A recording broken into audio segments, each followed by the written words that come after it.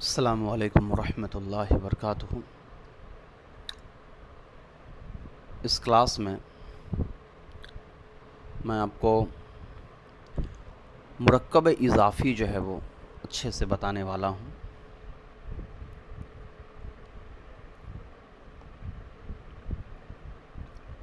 عام طور پر شروعاتی زمانوں میں مرکب اضافی سبق کو پڑھنے میں بہت زیادہ دشواری کا سامنا کرنا پڑتا ہے بچوں کو، تو میں یہ کوشش کرتا ہوں کہ آسان انداز میں آپ کو سمجھا سکوں کہ مرکب اضافی ہوتا کیا ہے۔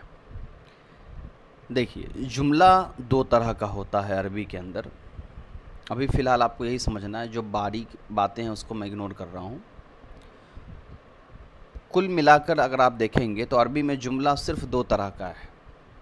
ایک جملہ ہوتا ہے ناقص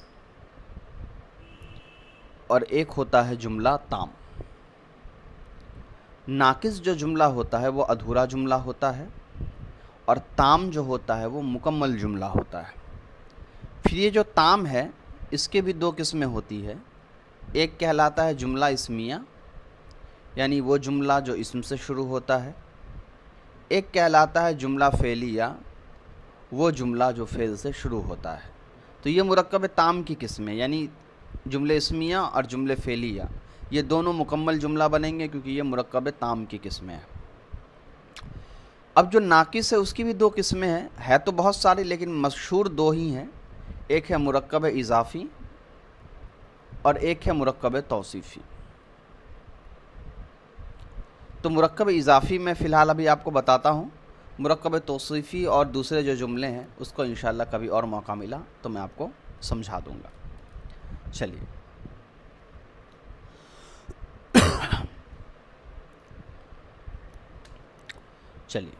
اب آتے ہیں کہ مرکب اضافی کیا ہے۔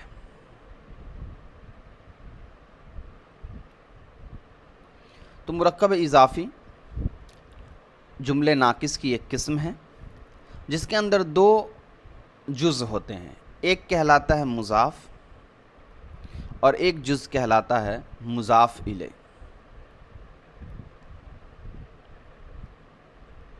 مضاف کو آسان انداز میں آپ یہ سمجھ لیجئے کہ مضاف ملکیت ہوتا ہے اور مضاف الیہ اصل میں مالک ہوتا ہے۔ مثال کے طور پہ میں نے لکھا زید کی قلم، تو قلم کیا ہوگا اور زید کیا ہوگا؟ قلم کس کے انڈر میں ہے؟ زید کے اندر میں، زید مالک ہے، تو زید کو ہم کہیں گے کہ زید ہے مضاف الیہ، اور قلم چونکہ زید کے اندر میں تھا تو زید قلم بن جائے گا ملکیت یعنی مضاف۔ آسان انداز میں مضاف الیہ کو آپ ایسے ہی یاد رکھیے کہ مضاف کہتے ہیں ملکیت کو، سامان کو، کوئی بھی چیز جو کسی کے انڈر میں ہو، اور مضاف الیہ کہتے ہیں اس کو جس کے انڈر میں وہ سامان ہوتا ہے یا وہ چیز ہوتی ہے۔ اب مضاف الیہ کے کچھ اصول ہیں۔ پہلا، مضاف الیہ ہمیشہ ساتھ میں آتے ہیں۔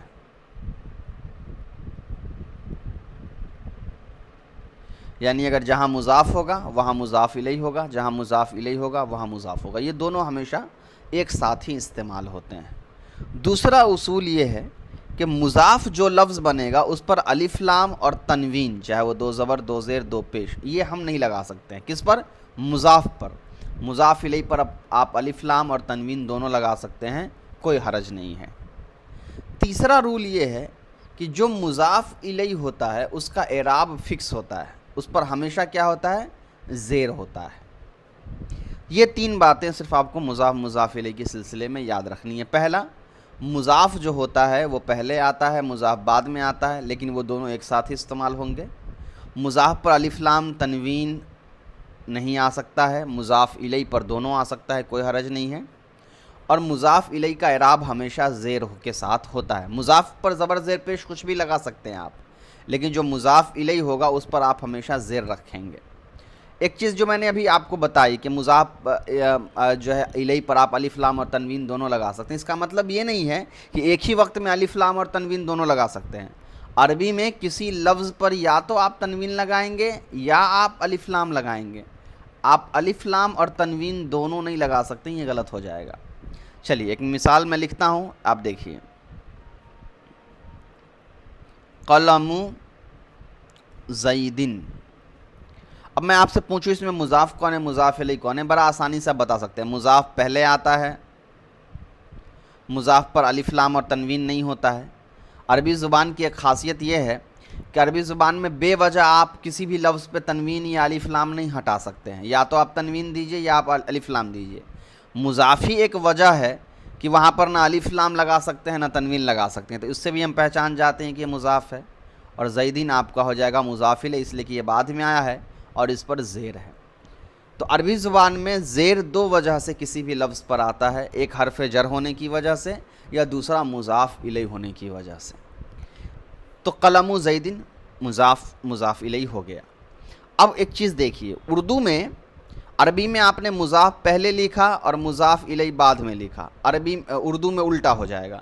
اردو میں آپ پہلے لکھیں گے مضاف الیہ کو، بیچ میں کا، کے یا کی لگا دیں گے جو سوٹیبل ہوگا، اور اس کے بعد آپ لکھیں گے مضاف کو۔ تو زید کی قلم، تو یہ اصل میں مضاف الیہ تھا اور یہ تھا آپ کا مضاف۔ یہ مضاف الیہ کے بارے میں بیسک کچھ باتیں تھیں۔ اب آئیے دوسری ایک اہم بات پر، سمجھ لیجئے کہ مجھے کہنا ہے، زید والی مثال نہیں، میں کہتا ہوں ایک دوسرا مثال لیتا ہوں۔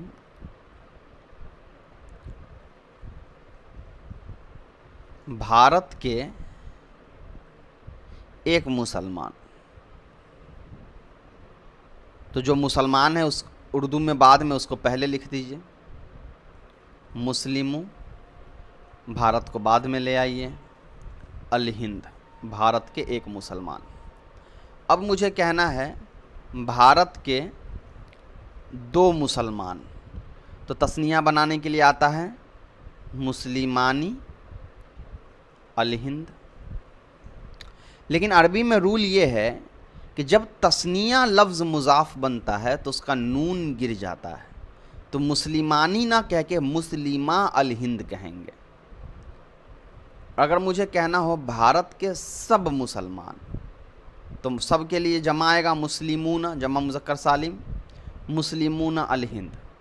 تو یہاں بھی وہ رول ہے کہ جب مضاف جمع مذکر سالم ہوگا تو اس کا نون گر جائے گا اور ایک الف یہاں پر آ جائے گا، تو مسلمو الہند۔ یہ پہلا رول ہو گیا۔ چلیے اب ایک اور بات سمجھیے، اگر مجھے کہنا ہے عالم زید کی ایک قلم، تو دیکھیے عالم زید یہ اصل میں موصوف صفت ہے، تو اگر صرف عالم زید مجھے بولنا ہوتا تو میں لکھتا زیدن العالم، عالم زید، اور صرف اگر مجھے زید کی قلم لکھنا ہوتا تو میں لکھتا قلم زیدن۔ لیکن یہاں ہے عالم زید کی قلم، تو پہلے آپ کیا کریے، جو مضاف الیہ ہے اس کو لکھ لیجئے، سب سے پہلے قلم کو لکھیے کیونکہ قلم لاسٹ میں ہے، اور اس کے بعد آپ زید کو لکھ دیجئے، قلم زیدن۔ عالم کس کی صفت ہے؟ زید کی ہے، تو زید موصوف بھی ہے، اس کے بعد آپ عالم لکھ دیجئے، العالمی، قلم زیدن العالمی۔ اب العالمی پہ زیر کیوں؟ چونکہ ہم جانتے ہیں کہ موصوف صفت میں 4 باتوں میں برابری ہوتی ہے، اس میں سے ایک اعراب بھی ہے، تو زیدن پہ زیر ہے اس لیے العالم پہ زیر ہے۔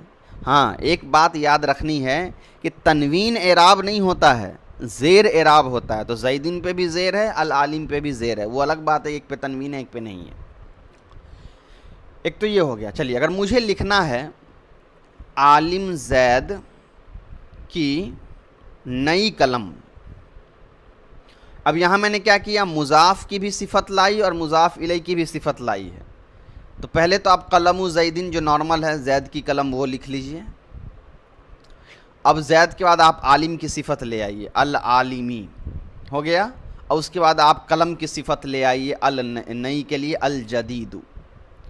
الجدیدو پہ پیش کیوں ہیں؟ کیونکہ قلم پر پیش ہے، تو یہ قلم مضاف بھی ہے اور موصوف بھی ہے، زیدن مضاف الیہ بھی ہے موصوف بھی ہے، العالم زید کی صفت ہے اور الجدید یہ قلم کی صفت ہے۔ چلیے اب ایک آخری بات مضاف مضاف الیہ کے بارے میں سمجھ لیے۔ کبھی کبھی کیا ہوتا ہے بہت سارے مضاف مضاف الیہ ایک ہی ساتھ لکھے ہوتے ہیں۔ ایک میں اردو میں آپ کو مثال دیتا ہوں، دیکھیے زید کے بیٹے کے دوست کے گھر کے دروازے کے رنگ کی قیمت۔ کتنا بڑا مضاف مضاف الیہ اس میں ہوگا، زید کے بیٹے کے دوست کے گھر کے دروازے کے رنگ کی قیمت۔ مشکل ہے، میں پہلے اس کو توڑ توڑ کے ٹکڑوں میں آپ کو بتا دیتا ہوں کہ یہ کیسے بنتا ہے، اس کے بعد پھر انشاءاللہ کریں گے۔ سب سے پہلے آپ زید کا بیٹا بنائیے، تو زید کا بیٹا آپ کیسے بناتے؟ آپ لکھتے ابن زیدن، بیٹے کا دوست صدیق ابن،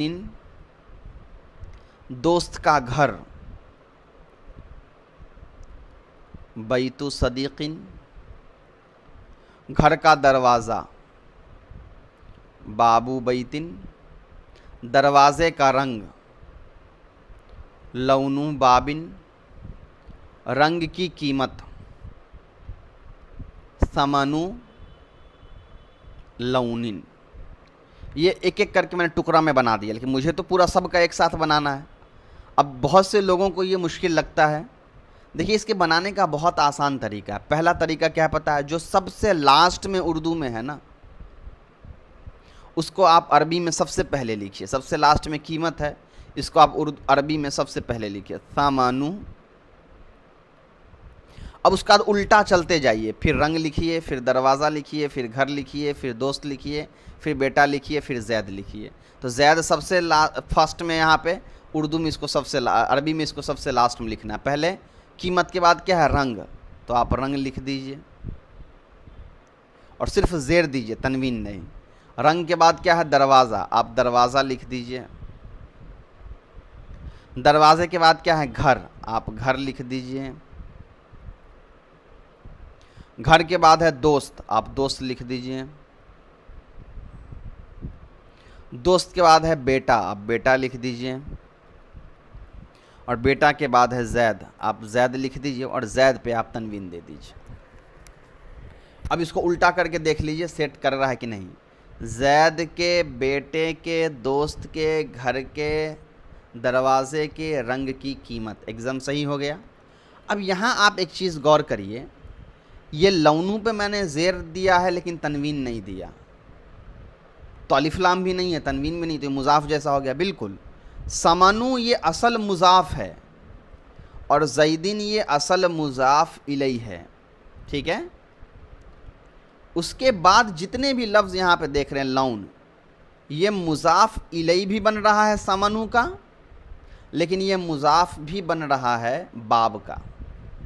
یہ باب بھی وہی بن رہا ہے، یہ باب مضاف الیہ بن رہا ہے لون کا اور مضاف بن رہا ہے بیت کا۔ پھر یہ بیت جو ہے یہ مضاف الیہ بن رہا ہے باب کا اور صدیق کا مضاف بن رہا ہے۔